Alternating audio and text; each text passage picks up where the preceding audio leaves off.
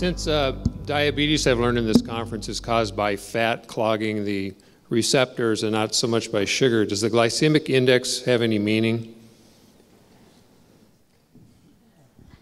I don't put a lot of stock in it at this point. If you eat a whole food plant-based diet, nothing's going to shoot your blood sugar up. It's the refined carbohydrates that get us in trouble. And if you hold your fruit moderate, like Dr. McDougal said, the whole grains have such an easy glycemic curve to them that you're not going to get in trouble. And I never really pay attention to it. And the glycemic index also is for individual foods, and nobody really eats individual foods. You eat a whole meal, and it's a matter of what that whole glycemic load is. So the whole concept is pretty minimal. Eat whole plant-based foods, enjoy lots of fresh fruits and veggies, and you ought to do fine. I wouldn't worry about it. Yeah, this is one of the most important things for the consumer and scientists and medical doctors to get straightened out.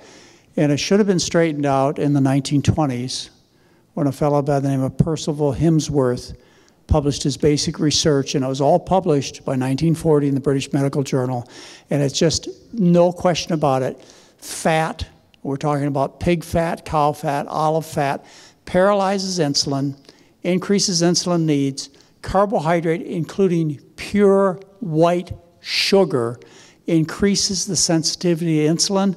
It was published by Brunzell from the University of Washington in the New England Journal of Medicine in, I think, 78. Brunzell's his name. He took type 2 diabetics. He made a synthetic diet, 45% sugar, and then doubled white sugar, multidextrose, plain table sugar, doubled it to 85% white sugar. Every aspect of the diabetes improved. Walter Kempner, back in the 40s and 50s, published his results on treating type 2 diabetics with rice, table sugar, fruit, and juice. And Kempner knew back in the 50s that sugar makes insulin work better and cures diabetics. But you see, we've got it entirely backwards these days, thinking sugar causes diabetes. You know, it's so backward and bizarre, nobody stands a chance. So we got to get this one simple fact down that has been established. Even in diabetes care 2 years ago, they took type 1 diabetics, they dramatically increased their white sugar intake and decreased the insulin needs of type 1 diabetics. You know, it's always been the same, but everybody knows different.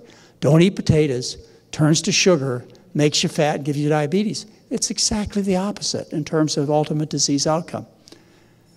Imagine, I use the analogy. First off, that's why I stopped arguing with John way back when, is he used to tell me not only the correct answer, but the page number of the article to look it up on. So, and he was always right.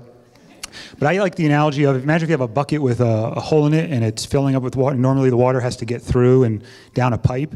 And if it's clogged up with butter and water is filling up and then pouring on the floor, it's like saying the problem is the water is what's causing the problem, when in fact it's the butter, you know, clogging up the hole. And that's what's happening in your bloodstream. More sugar, you know, it's pouring out all over the place. But what's the problem? The problem is the fat and the insulin receptors and the problems that those cause. Thank you. Type 2 diabetes is 100% curable.